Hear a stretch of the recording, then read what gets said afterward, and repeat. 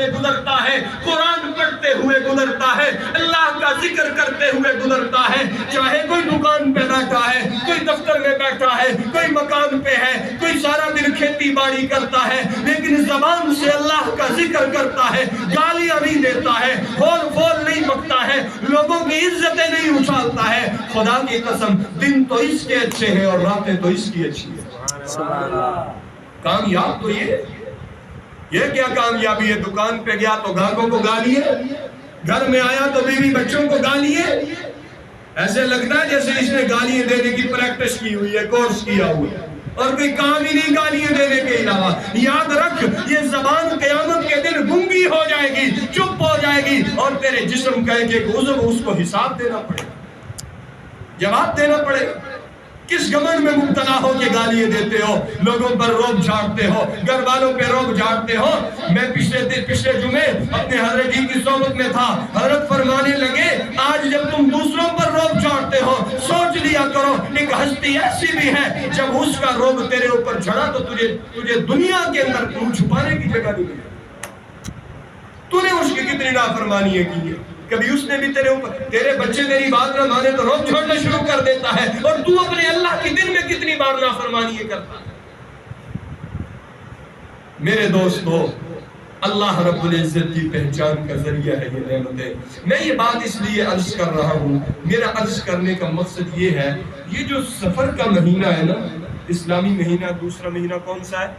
سفر. اونچی آواز سے بولو. سفر.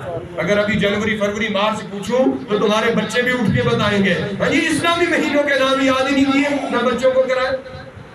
اور کہتے ہیں ہم مسلمان ہیں، ہمیں اپنے نبی سے محبت ہے، ہمیں صحابہ سے محبت ہے. اور کیسی محبت ہے؟ تمہیں اللہ کے بنائے ہوئے مہینوں کے نام نہیں آتے. میرے دوستو، ان چیزوں کو یاد کرنے کی ضرورت ہے. اپنے بچوں کو یہ چیزیں یاد کراؤ. ہمارے بچوں نے مر کے اللہ کے پاس جانا ہے، لاڈ نکالے اور سر سید خان کے پاس نہیں جانا، جن کا تم نصاب تعلیم اور نظام تعلیم پڑھاتے ہوئے ایم فل ایم بی اور پتہ نہیں کیا کیا کون سی ڈگریاں دلواتے ہوئے پوری زندگی گزار دیتے ہو، لیکن یہ ڈگریاں قبر میں نہیں جانی. قبر میں یہ ضرور پوچھا جائے گا اولاد کو قرآن پڑھایا تھا یا نہیں پڑھایا. کیا جواب دو گے؟ میرے بچے کو فزکس بہت اچھی آتی تھی، بایولوجی بہت اچھی یاد کرا کے آیا ہوں، میرا بچہ کاریگر بہت اچھا بن گیا، انگریزی بڑی روانگی سے بول لیتا ہے. یہ نہیں پوچھنا، یہ ضرور پوچھنا نماز یاد کرائی تھی، قرآن یاد کرایا تھا، اللہ کے نبی کی محبت سکھائی تھی، حضور کا تعارف کرایا تھا، اللہ کی باتیں بتائی تھی، یہ ضرور پوچھنا. وہ مجھے یاد آیا، ویسے بھی اگست کا مہینہ چل رہا ہے، تو پاکستان بننے کے بعد لاہور کے اندر ایک یونیورسٹی میں بہت بڑا سیمینار ہوا. اس سیمینار کے اندر جو اس یونیورسٹی کا پرنسپل تھا، اس نے حضرت مولانا شبیر احمد عثمانی رحمۃ اللہ علیہ کو دعوت دی. مولانا شبیر احمد عثمانی رحمۃ اللہ علیہ وہ شخصیت ہیں جنہوں نے مشرقی پاکستان کا جھنڈا لہرایا ہے. مشرقی پاکستان کا جھنڈا کسی پروفیسر نے، کسی ڈاکٹر نے، کسی انجینئر نے نہیں لہرایا. مجھے فخر سے کہنے دو کہ یہ میرے اکابر نے لہرایا. آج جو بندہ اٹھتا ہے کہتا ہے مولوی پاگل ہے، ہم وطن سے محبت کرنے والے. مولوی تو پاگل ہے، وطن تو ہم نے بنایا، ہم نے محبت کرنی ہے. ہاں جی، تم نے کیا محبت کرنی ہے؟ تمہارے سکولوں کالجوں میں، یونیورسٹیوں میں، کالجوں میں کیا پڑھایا جاتا ہے؟ ناچ گانا. جو ہماری نوجوان بیٹیوں کو، بچیوں کو، ان کے سر سے جو چادریں اترے تو تم اپنے وطن کے محب ہو. وطن کے محب تو وہ اسلام کے دعوے دار ہیں جنہوں نے اپنی بچیوں کے سروں کو ڈھانپا ہے، میرے پیغمبر کی شریعت پر عمل کرنا سکھایا ہے، میرے پیغمبر کی شریعت کو نافذ کرنا سکھایا ہے.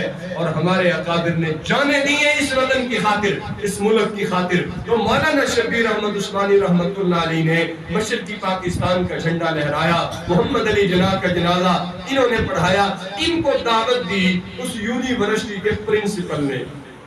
تو ان کی جو تقریر تھی وہ اس نے سب سے آخر میں رکھی. حضرت نے 2 گھنٹے بیان کیا. کتنے گھنٹے؟ 2 گھنٹے بیان کیا. 2 گھنٹے بیان کے بعد اب یہ جو نوجوان بیٹھے نا، کئی نوجوان یہ میں نے جو وطن کی یہ بات کی نا سکولوں کالجوں کی، کئیوں کے ماتھوں پہ تیوریاں چڑھ گئی ہوں گی کہ یہ ہمارے سکولوں کی مخالف۔ سننا ذرا وہ یونیورسٹی کا پرنسپل کیا کہتا ہے۔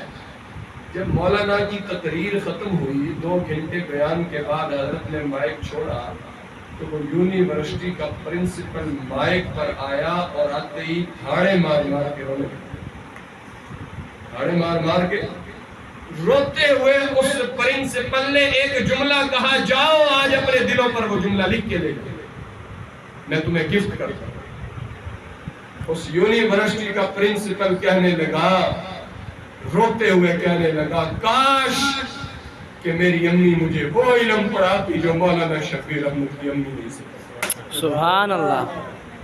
کاش کہ میری امی مجھے وہ قرآن حدیث کا علم پڑھاتی جس کی وجہ سے دنیا میں بھی عزتیں ہیں، جس کی وجہ سے قبر میں بھی عزتیں ہیں، جس کی وجہ سے قیامت کے دن اللہ مجھے اپنا دیدار نصیب فرمائیں گے۔ کاش کہ میری امی مجھے وہ علم پڑھاتی جو اللہ تک پہنچنے کا ذریعہ ہے، کاش کہ میری امی مجھے وہ علم پڑھاتی جو جنت میں جانے کا ذریعہ ہے، کاش کہ میری امی مجھے وہ علم پڑھاتی جو دونوں جہانوں کی کامیابی کا ذریعہ ہے، کاش کہ میری امی مجھے وہ علم پڑھاتی جو مولانا شفیع احمد کی امی نے سکھایا۔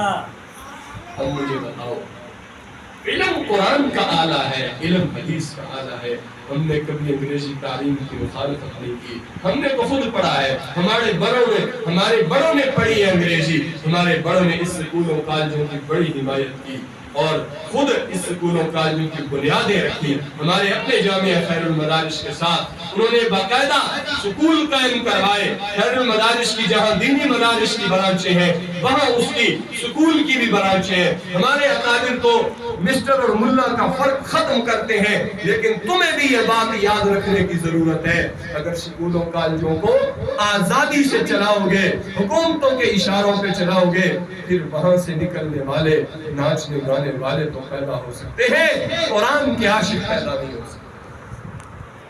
میرے دوستو، یہ وطن بھی اللہ کی امانت ہے، پاکستان کی آزادی پر لوگ خوش ہوتے ہیں، میں مانتا ہوں بہت بڑی نعمت ہے، لیکن میرا ایک سوال ہے آج آپ سے، ہاتھ جوڑ کے سوال ہے، پاکستان مسلمانوں کا ملک جو آزاد ہوتا ہے، میں پوچھنا چاہتا ہوں اس ملک کو لینے کا مقصد تو یہ تھا اس کے اندر کلمہ بلند ہو جائے، اس کے اندر اسلام عام ہو جائے، اس کے اندر قرآن کی تعلیم عام ہو جائے۔ جس ملک کی سڑکوں پہ ابھی تک پیغمبر کو گالیاں دی جائیں، کبھی آئے دن پیغمبر کی